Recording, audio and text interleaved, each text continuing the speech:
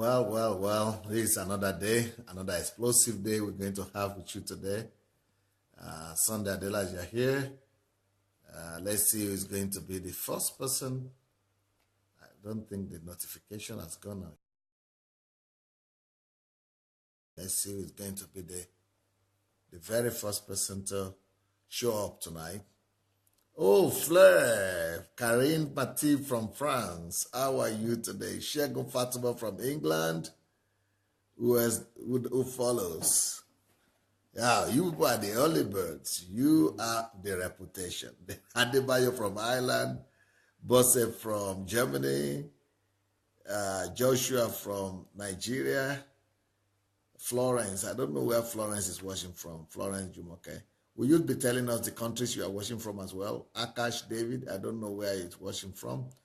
Mashu Esong, I can't remember where Mashu is watching from. Esther Kuganja is from England, I suppose.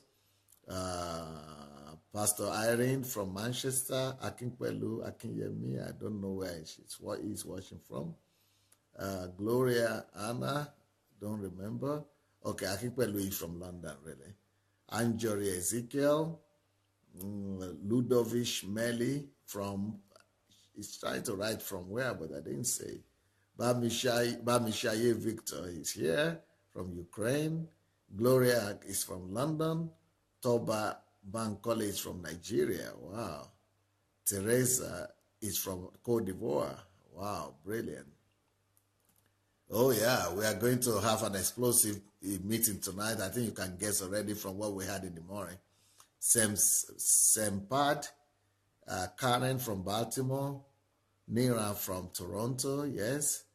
Lodron from Cyprus, Agnes from Kansi, Victor Osadolo from Nigeria, Benin City, Patrice Gordon from America, Joyce Ero from Belgium, Nicholas Ajunwoko, I can't see from where, Cynthia Ekwe, can't see from where, Akash David from, I can't see, is it Nigeria or something?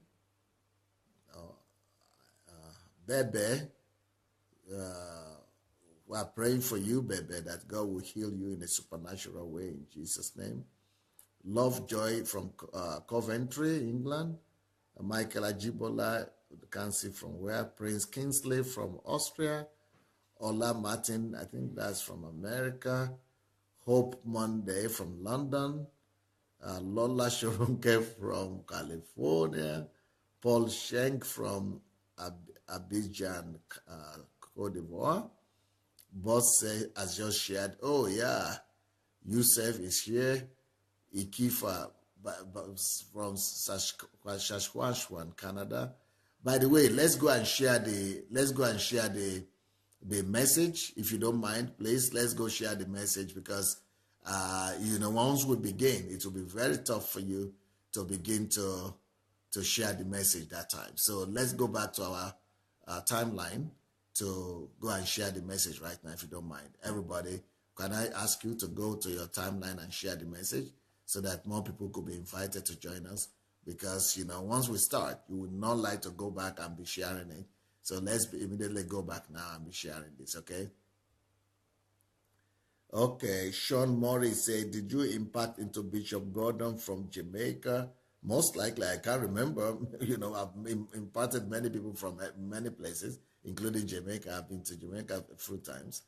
Michael Ajibola from Lagos, Nigeria is greeting us.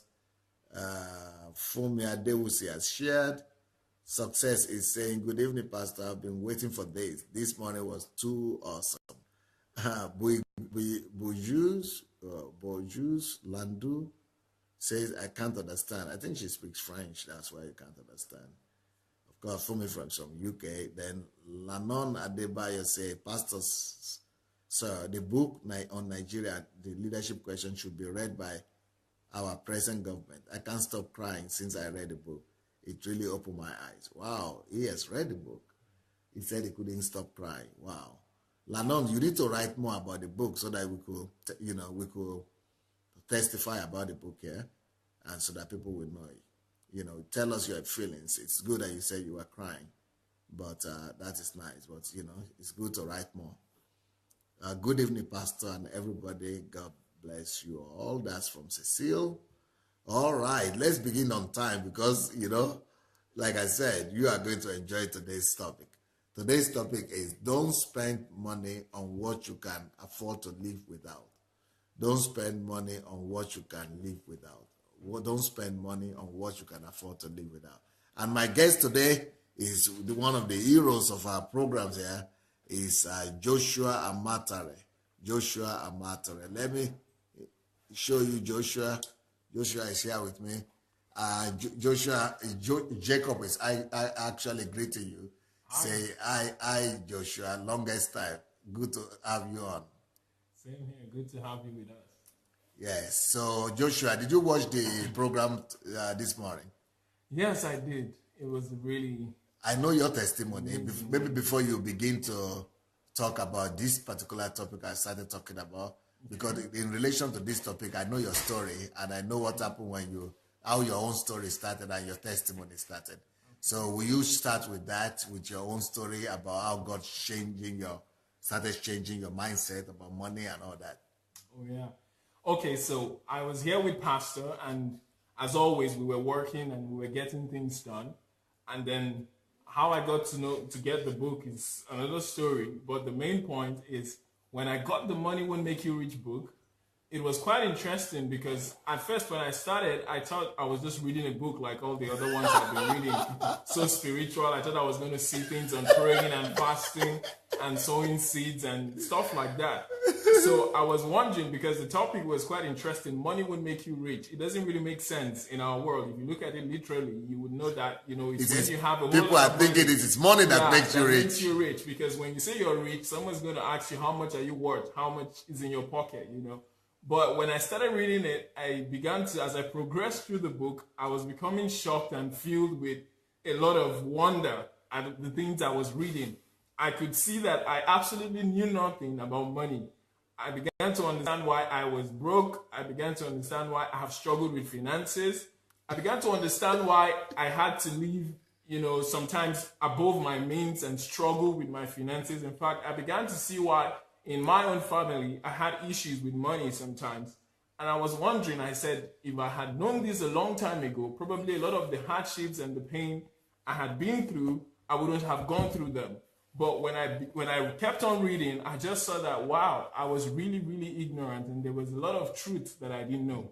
I saw the laws of money. I began to understand that a lot of the things I've been taught in church were actually some of the things that were making me to live without money. That put you into more problems. Yeah, and it complicated my life. And it was so bad because some of those things, I've even taught it to other people and made them to believe those things. I had to be repenting and saying, oh God, have mercy on me, because I've ignorantly impacted the wrong kind of knowledge into people, and they were now living the same kind of life I was living, and they were not going to get any results, because it was very clear. These are principles that you cannot avoid. It's either you live by them and get the good results, or you ignore them, or you don't know them and you perish. Like the Bible says, my people perish for lack of knowledge. Yeah. So I lacked the laws of money. I lacked the knowledge of the laws of money, and I suffered for it. But as I started reading this book, I started getting delivered. I didn't even have to pray. I just started knowing in my mind that, look, things are different. The whole world became different to me. Everything you shall know the truth, and the truth will set you free. The next time I was talking to my parents, it was different. When I was talking to my mom, it was different. I told her, you have to get this book. As soon as she got it, she also started getting delivered. In fact, before she finished reading the book, her whole finance changed, because she started putting things into action immediately, and everything became different. So this book transformed my entire life. And it completely set me free from poverty mentality, from the wrong mindset about money, and from chasing shadows, because I found that I was just doing the wrong thing, expecting and hoping for miracles. But money does not come to people who pray. Money does not come to people who believe in miracles and believe money will come by miracles. Money can be gotten by systematically getting and understanding how you can make wealth. So these things were all myths that I believed before, and they were debunked by this book. And in fact, I started making very good investments after reading Money Won't Make You Rich. Yeah. And it was so amazing, because I started having returns. Becoming rich now. Yeah, I was now really becoming rich. And I began to understand what money won't make you rich means. and I was able to talk to other people, teach other people, write lessons down. Pastor Sonny made me to write a whole lot of lessons. I didn't even understand why at the time, but as I kept writing, I saw that the message was becoming flesh in me. Before, like he said this morning, I used to live a consumer life mentality. I had that mindset of when money comes in, just spend it on the next thing that comes around. But then I began to realize that, look, that is not how to live life. I began to see that, look, I cannot just be spending money and expect to become a millionaire or a billionaire. I began to see that I have to follow the principles of money. I have to be disciplined. I have to be able to put things in place, prioritize and understand that money is not just going to come to me because I'm good or because I'm kind or because I even want to give to charity. These are some of the things I learned from the book. And somebody is even asking, what's the name of the book, in fact? Money Won't Make You Rich by Pastor Sonny Adelaja. It's on Amazon. You can go there and get it. Or you can go to Christian bookstores or any bookstore around you and you will definitely get it. So that was the deliverance that I started getting from that book. And it was amazing because initially, one of the things I thought was going to help me become rich was if I had good intentions. I felt if I had good intentions and I wanted to give to charity and I wanted to give to people and I was very kind and very, very rich. But I saw that, in fact, giving can make you poor because it is just one of the laws of money. It comes in a pack. If you don't obey the rest of them and you just obey the law of giving alone, you will have problems. And I understood that I cannot just jump to the market and begin to buy things. I began to understand how rich people really think. We don't understand how rich people think. We just see them on the outside, maybe with their private jets, with their flashy cars, and then we believe, oh, this is how these guys actually live. But there are secrets and there are principles that they follow. So this is the book that I'm talking about. Money Would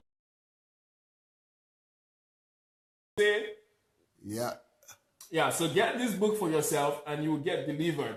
Almost every day, I get messages on Facebook or I see messages coming to Pastor Sunday about how this book has transformed the lives of people all over the world.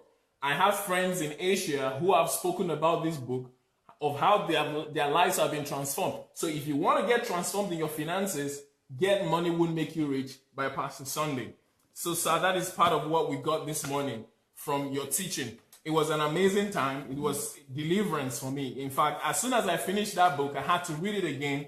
I had to get lessons from it, and I had to make it flesh and begin to apply the principles. And only then could I begin to be rest assured you are coming that to I'm me not poor. After that book, even while you are still reading it, you are coming to me and saying, Pastor, wow, everybody in Nigeria, everybody must know read this book. Pastor, I didn't even know these things are there. So, what was happening to you?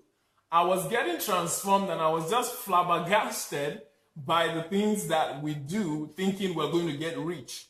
I was so surprised. I was filled with empathy and with pity for people who don't know these laws.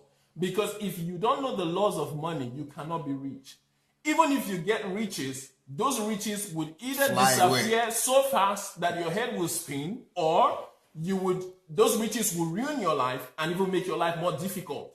I'm sure you might have had people say, I prefer to live my life when I was not rich, or I prefer my life when I was poor or poorer than now that I have a lot of money, because it will tell you a lot of money and wealth comes with, a whole lot of pressure and many other stuff. But I began to understand that money, the real riches of the real way you can get wealth, or the real way you really be rich, is when you start building your wealth from the inside of you. And it's not just about cash. It's not about the things you wear. It's not about the cars you drive or the houses you live in.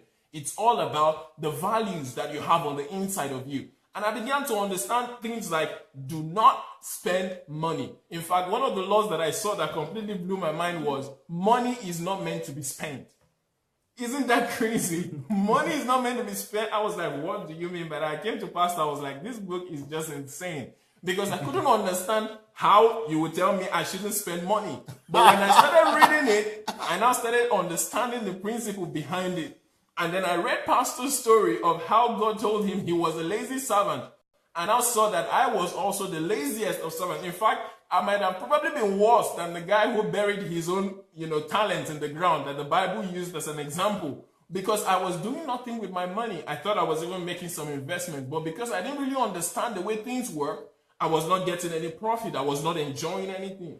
And I now understood that, look, This is something that I have to learn. This is something I have to meticulously go about. And I now understood why Christians are not rich. I understood why Bill Gates is not a prayer warrior and he's the richest guy in the world. I understood why Warren Buffett and Donald Trump, those guys don't even go to church as much as we do. But these guys are the wealthiest in the world. I understood why many of the conglomerates in the world are not being run by Christians who are so dedicated to church. You know, they are not your ushers in the church. They are not even the assistant pastors. But these guys are so rich that if they want to buy your church over, they will just come and buy it and you will move your service somewhere else. And I said, wow, God has really given us these things, but we are not using them as Christians because we are over religious, you know. We are praying about everything and we are failing to obey principles. In fact, we read the Bible and we don't even understand it. I saw explanations of scriptures that I've been reading all my life and I was misinterpreting them. And that is why I was getting no results. I was just wasting my time, you know, praying and prophesying over things. Thinking it's God that decides your wealth. It was God that, you know, would give me wealth. Some of the things I saw, you know, we're saying the riches of the Gentiles are ours, you know, you have to affirm all these things. And I saw that I was ignorant. I didn't even understand what that verse meant. And I saw that it's even greed for you to be envying things that are for, you know, that other people that don't belong to you. So, and you know, a lot of pastors have taught it. A lot of teachers, you know, have taught these things, and I was believing them. But when I read Money Will Make You Rich, I completely got delivered. I completely got set free from the myth about money. I completely got set free from poverty. It all starts from the mind. If in your mind you're not ready to be rich, it doesn't matter how much you have in your hand, you will not really be rich. That's what it means. Money cannot make you rich. It's not about the money. It's about the values. It's about the understanding. It's about the knowledge that you have about the wealth that God has given to you and what, you know, how to get things that you need. So that's one of the things that happened to me when I read this book. I was so thankful to Pastor and I was like, wow, this is the biggest secret. You said you are going to give it to your parents, I already gave it to my mom and now she's a lot richer than the way she was before. Because she started applying the principles and she was like, I can't believe it. I've made so many mistakes. And if not for this knowledge that I have now, I would have continued living like that, thinking that prayers and divine provision is what would have made me free. But no. She said, if I had known this thing 5 years ago, we would be in a different place from where we are right now. And it's not because there was no money, but we just had different value system that made us not to retain and multiply wealth. So it was all about the knowledge, and that is what this book gives. And it's so practical. Examples are laid out for you. You will be able to apply whatever you read. If you diligently follow those things, you will be very rich. And you won't be among the people just waiting on God to throw wealth from heaven or taking in prophecies saying you're going to be a millionaire. Some of you don't even ask yourself, how will I become a millionaire? Do I have goods that I'm selling? Do I have services I'm rendering? There is nothing. You're just believing God. But God didn't say you should just believe him and he will give you wealth. He said he will empower you and that empowers you. To make wealth. You have to create wealth. Wealth is created. It's not just, you know, it doesn't just appear. It's not just given. Money doesn't just grow on trees, you know. You have to be able to walk at it and understand the principles, and then you begin to get it, and then you multiply it as well. And only then can you be rich. So it was really amazing. And this money was really nice because one of the issue Pastor talked about this money is one of the things that destroys us as human beings. We live with a consumer mentality. And we just waste time buying things that we don't need. Many of us, money controls us instead of us controlling money. Money is our God instead of us being the gods of money. But many of us don't realize it. I'll give you an example. Many of you, the money you have right now, you're not able to keep it. It's dictating to you what you should do with it. Many of us, as soon as we get money, the first thing that comes to our mind is a TV we're going to buy, or the next phone we're going to buy, or the next shoes, or the next clothes we're going to buy, or the next belt, or whatever it is that is in vogue at the time. That is what we're going to go for. Whatever the advertisers on TV, on the computer say is the best, we go for it. Many of us as students, when I was in school, we had phones that even our lecturers were not using. And these phones, we didn't even pay for it with our own money. We were using things that when you look at them, we call them gadgets. You know, when we carry around these gadgets, we were thinking we were cool. But none of us had lands. None of us had shares. But if you asked us, we're going to say, yeah, we want to be rich. But because we didn't understand the way things work, we were busy just, building castles in the air. I've seen ladies who the hair on their head can buy a plot of land. So some of them are wearing lands on their head, all because they want to look beautiful. And it doesn't even last for a month. Some of them change their hairstyles every month, and it's so expensive that you'll be asking yourself, do you really need to put this stuff on your head? Do you really need to spend hundreds of dollars just making your hair? What you're doing is not going to make you rich. Some of us, like Pastor said this morning, you keep upgrading your phone. You keep upgrading your iPads. You keep buying new cars. You want to live in bigger houses. None of these things give joy. But many of us feel like if I have a better house, if I have a better car, if I have better clothes, I'll be happier. But it's not true. We're just chasing shadows. It's like a mirage. When you get there, you'll find that there is absolutely nothing there, and then you want something bigger. And if you notice, those who are extremely rich, or if you're privileged to meet multi-millionaires or billionaires, they don't use fancy stuff. In fact, some of them use things that you'll be so shocked. You'll be like, I used to using this. They'll be like, I don't care. It works for me. It's working fine. So I'm not bothered. So they go ahead with their business, making billions, while those who are consumers just keep running after the goods and the things that they are producing. So we need to get our minds out of just consuming stuff. We need to begin to invest in our lives. We need to begin to invest in companies. We need to be able to control ourselves. One of the tests that book gives us is, it says when you get money, just try and see how long you can hold on to it without spending it. Some people, when they have money, it's like they are holding a hot egg. They can't just be composed till they spend it. I've seen friends who, as soon as they get money, they just take a walk to the mall. They're not going to buy anything. They just stroll through the mall and they just keep looking from store to store till they find something. And then they'll come back with big bags. And you ask them what happened. Be like, well, I didn't plan to buy anything, but when I got to the store, I saw this cool jacket. I saw these cool shoes, so I decided to buy them. And then the next day they dress up, they look cool, but those things in 3-4 months, they change it again. In Ukraine, it becomes winter. And they say, I need to get another cool jacket. The one from the previous year is not bad. It's not spoiled, but they say, I can't be wearing the same jacket every year. It's not cool enough. I need to look fresh for the fresh season. And they keep looking fresh and they keep losing stuff. So this is something that is like an epidemic all through the church. Many of us have seen people who don't go to church if they don't have a new dress to wear. On Sunday, you ask somebody, why didn't you come to church? They'll say, I didn't have what to wear. What about what you wore last Sunday? I can't keep repeating clothes, is what they will say. It was shocking to me when I first heard it, but I've seen not one, not two, not three people who wouldn't go to church just because they don't have a new fancy dress to wear. But it's not like there are no dresses in their wardrobe. It's not like they don't have suits or ties or shirts. They just want to look different every day, and because of that, they spend money that they don't even have. Some people have maxed out their credit cards just buying things that they don't need. If you're wearing the same shirt and the same trousers to church every Sunday, is God still not going to bless you? Are you not still going to receive whatever God wants for you and understand the message? But so many people are attached so much to these things. The car you're driving is not bad, but you just feel because your neighbor has a more fancy car, you should also have a fancy car like him, and then you go buy a new car. And trust Mercedes-Benz or Toyota or whatever, they will keep giving you brand new cars and telling you this is better than the last, telling you this is an upgrade, and you keep pursuing all these things. There will always be new clothes. There will always be more fancy stuff to buy. In fact, there will be new jets. When you're rich, if you feel your jet is, your jet isn't good enough, one day you will land in an airstrip and you will see bigger jets and you will say, why can't I have that?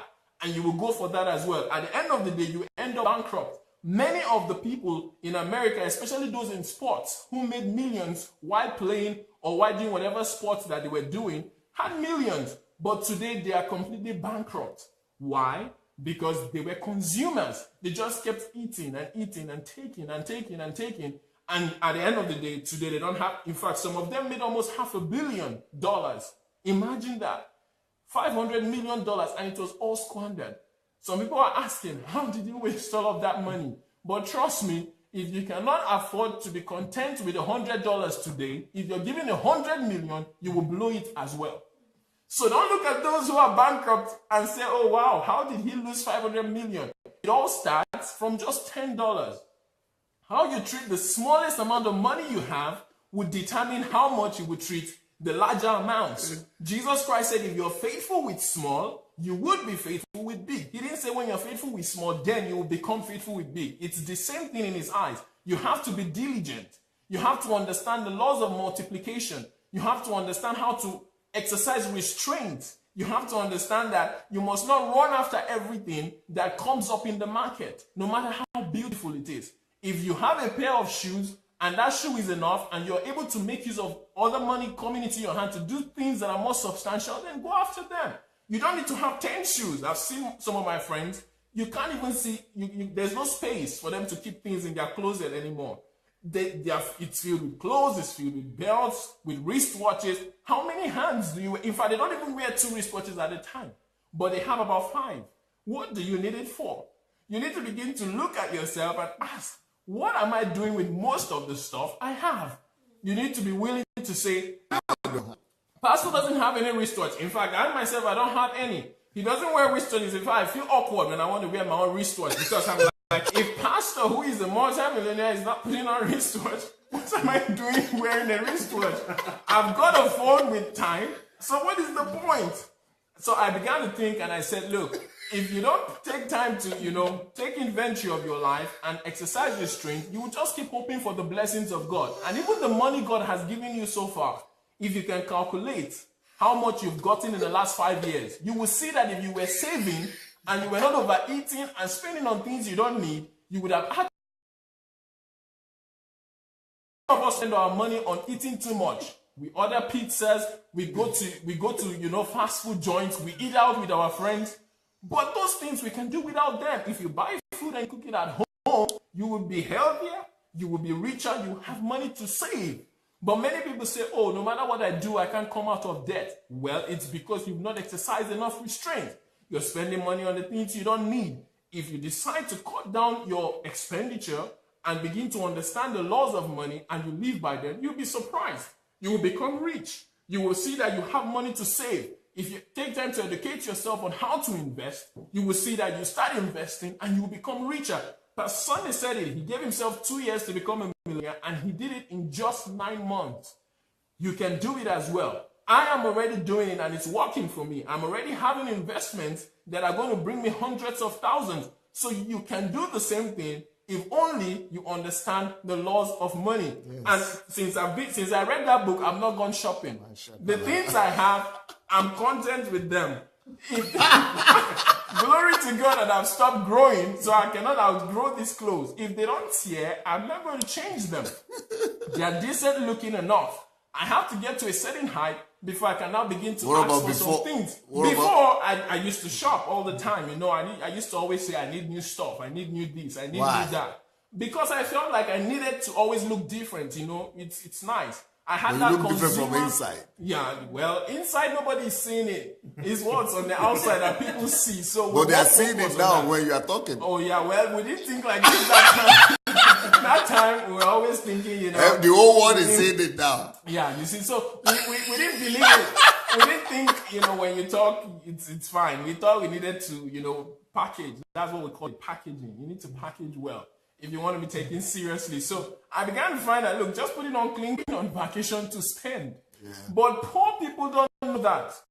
Average people don't know that. Just see them going on vacation and they say, we are also going on vacation. And on that vacation, they spend all of their money.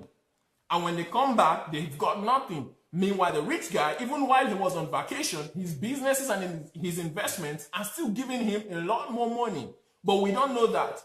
I noticed that many people, especially in the US, many of the young black men want to look flashy. They want to look so stylish. But they don't understand why the Warren Buffetts might be putting on only one jacket and they're happy. These are men who are billionaires. But they don't see the pleasure in just buying new stuff and looking like they have the whole world on them.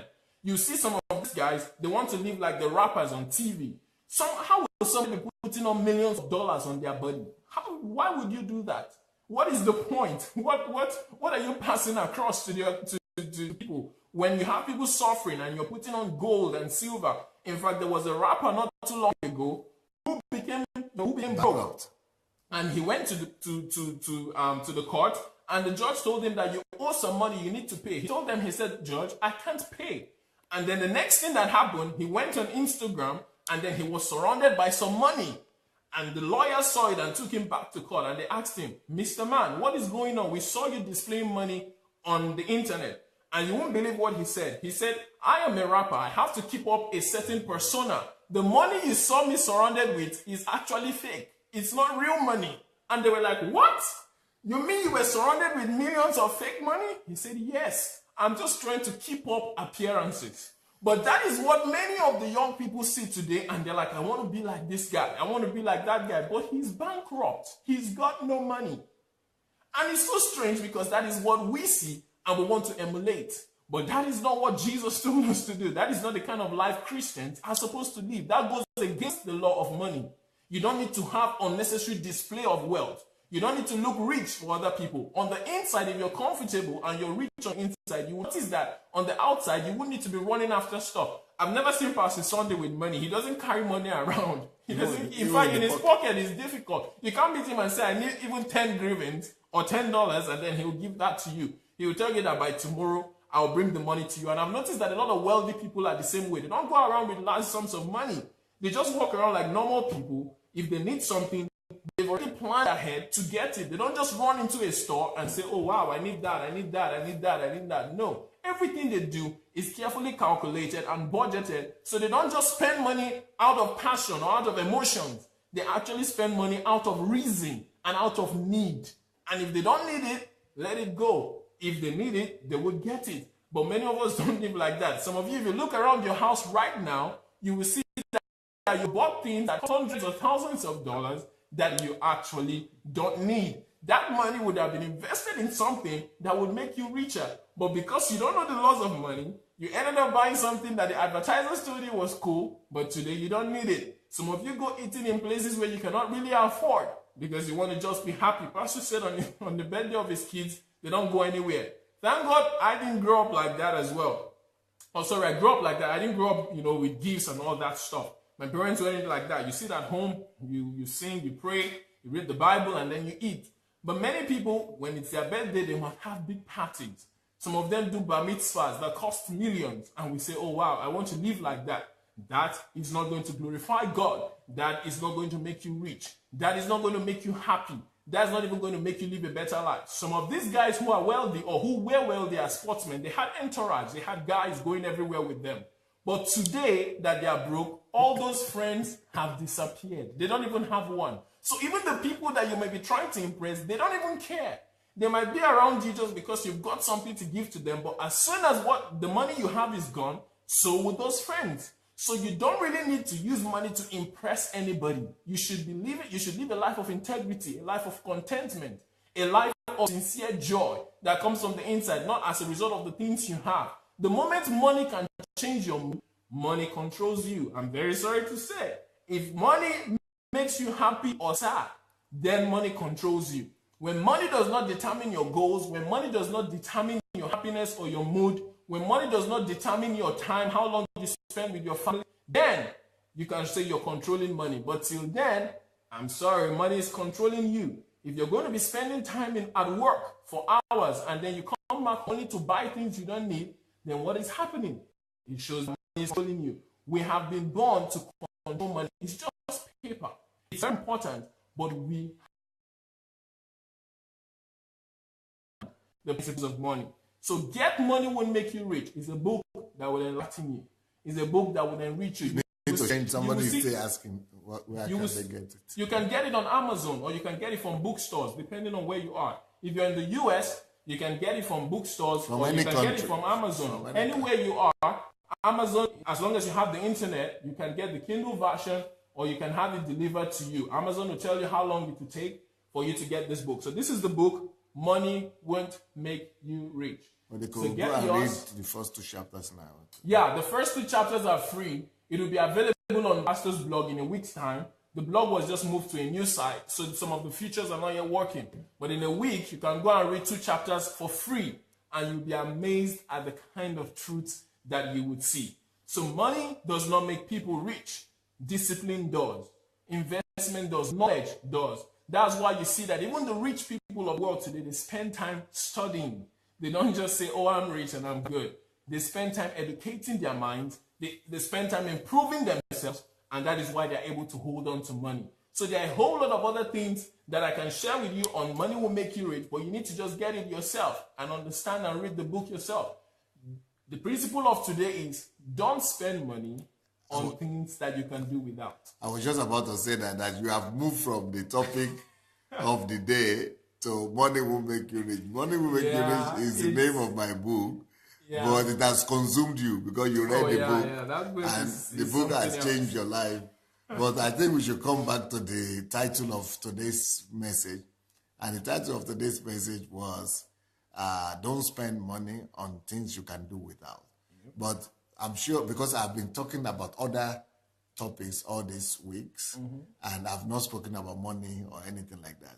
Was it a surprise to you for you to hear me mention the topic of today? And what did you think? You thought it was going to be, what was your first reaction or impression when you had me mention to this? My first impression was like, oh wow, okay, so Pastor finally wants to help some people out.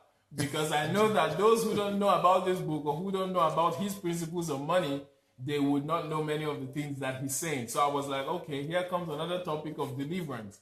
This kind of deliverance, prayer cannot do it. It doesn't matter how long you spend praying and fasting.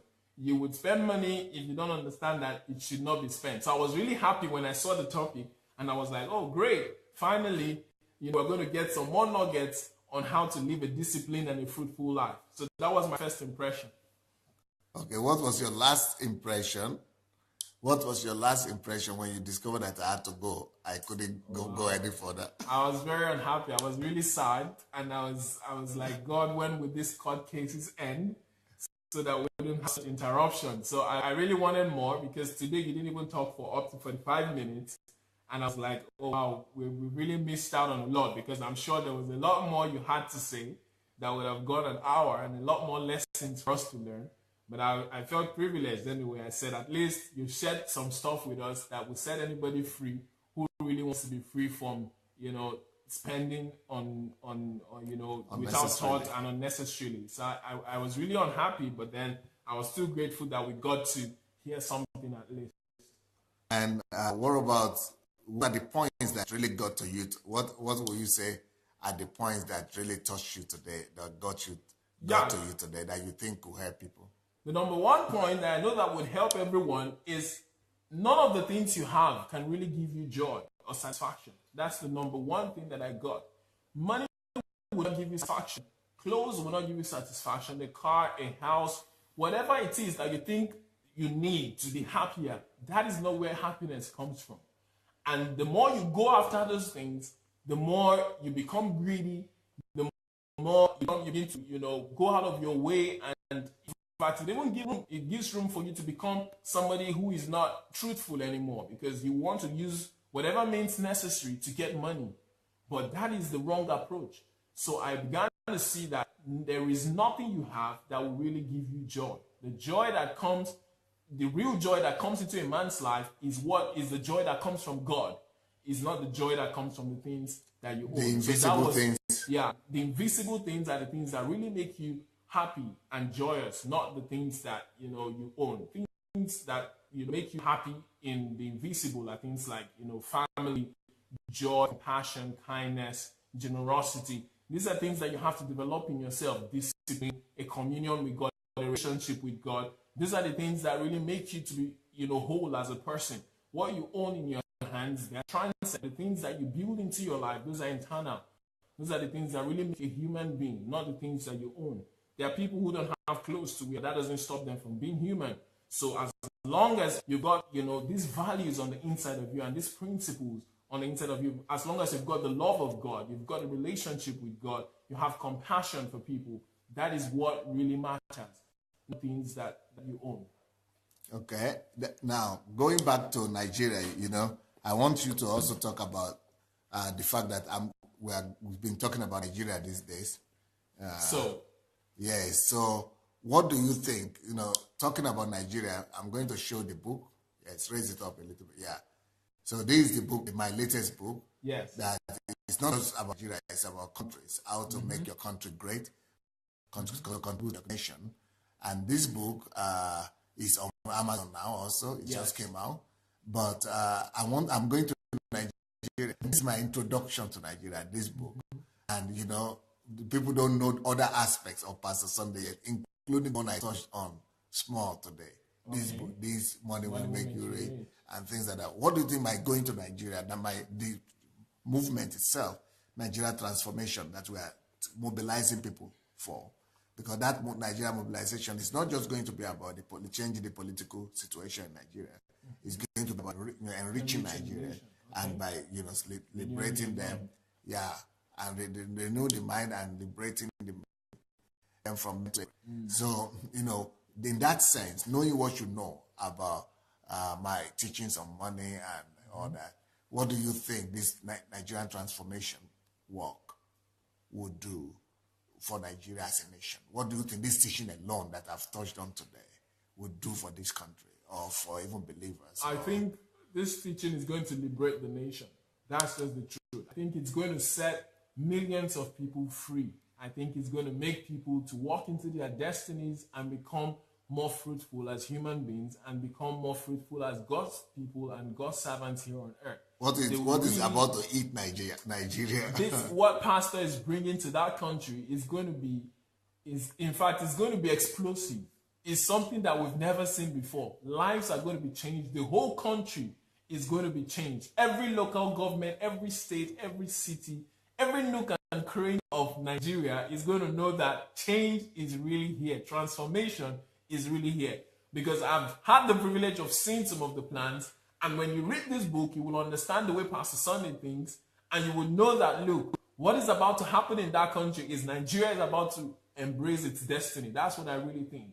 And I believe that it starts from the minds of the people. And as soon as this happens, in fact, the country will soar. Nigeria will become the next place in the world where everybody will want to go to. Everybody will start seeking out Nigerian visas. Just trust me. In a few years from now, after Pastor Sunday gets there, and then with all of this work and all of this transformation, he has already done it in Ukraine. Don't forget, Ukraine was a country who nobody knew anything about. Just because of the embassy of God, hundreds and tens of thousands of people have come here just to see. The country is so changed. The whole country is changed. The whole country is transformed. So just imagine what happens when he goes back to his own country, where everybody is waiting, where everybody is crying and saying, we need help. Oh, wow. You wouldn't believe the things that will happen. So it's going to be explosive. It's going to be transformational. Everybody is going to feel it. Will you tell them about my movement, Nigeria transformation movement that we are taking people? Yeah, so Pastor is taking 2,000 people from outside Nigeria, from the diaspora. Whether you're from England, you're from America, you're from Barbados, wherever you are, from Canada, UK. Not just Nigerians. Not just Nigerians. Everybody. He's already taken 200 Ukrainians to come with him to Nigeria. He has invested in their lives and he has helped them build their country, and it's their turn to give back. So he's bringing 200 Ukrainians, and then he's bringing 2,000 of different people, experts from different parts of the world, to go and help build Nigeria. So if you want to be part of this movement, you can just send an email to Nigeria@SundayAdelajaFoundation.com. Nigeria@SundayAdelajaFoundation.com. If you want to be part of this movement, if you want to be part of this change, if you want to be part of this new move of God, this new type of revival that is about to come on the whole nation, please send your emails. And it doesn't matter what you do, you're still needed. Many of you are going to be trained, so get yourselves ready for what God is about to do in the nation of Nigeria. It doesn't matter where you're from. If you have a passion for Africa, I've met a lot of foreigners in Europe and from America who say, I love to visit Nigeria. I would love to go to Africa.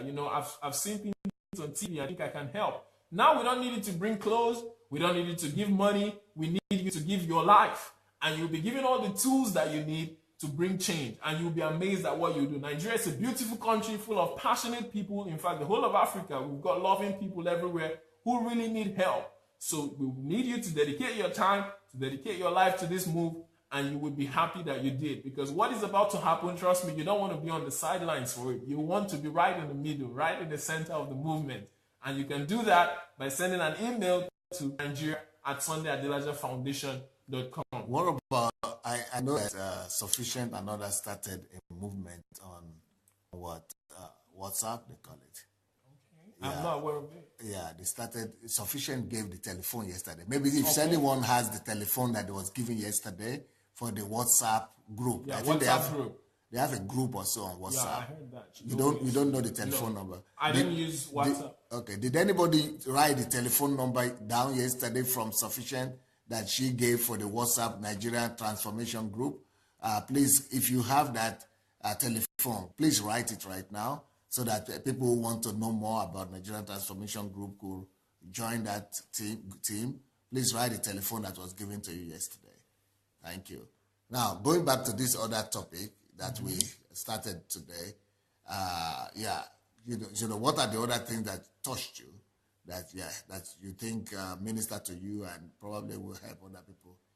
One of the things that touched me the most is the fact that many of us are prey to the advertising world.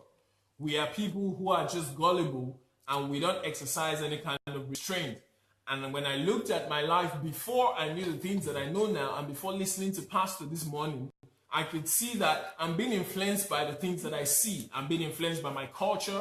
I'm being influenced by my environment. I'm being influenced by peers. I'm being influenced by the things I see just by vicinity. And I said, if we can close our eyes to some of the things that we see around us, we would be better off. We wouldn't spend money that we don't have.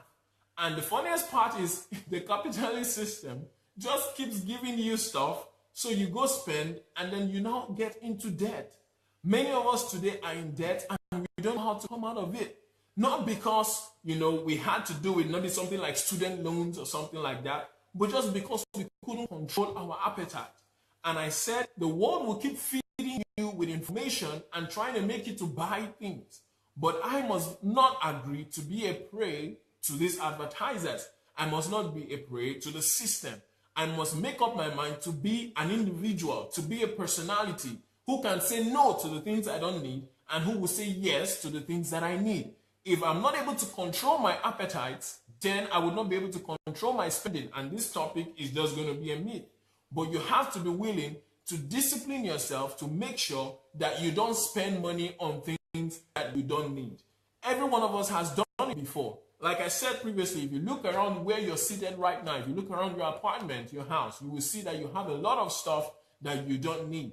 And I said, I refuse to be a slave to the advertisers. I refuse to be a slave to the companies. I refuse to be a slave to Apple, to Samsung, to Motorola, to any of these guys, because they will keep giving me stuff, but I need to always pause and ask myself, do I really need this thing? And if the answer is no, can I do it? If the answer is yes, then I abandon it. I leave it. So that is one major thing that I got today. I must consciously walk towards saying no to what I don't need. These are not things that happen automatically. You have to build up. Sometimes you will fail. You have to keep pushing for it, because till you're completely liberated in your mind from bowing down to the pressure of advertisers, you will constantly spend money on things that you don't need. So that is the next point that I got that really touched me this morning. And I was like, oh wow, I need to be able to control what I see. I must stop, lusting after things that I cannot afford and I don't need. Just close my eyes to them and invest my life in something that is going to be of eternal gain. Brilliant. Well, Kenneth Moby says, oh my God, this boy is loaded.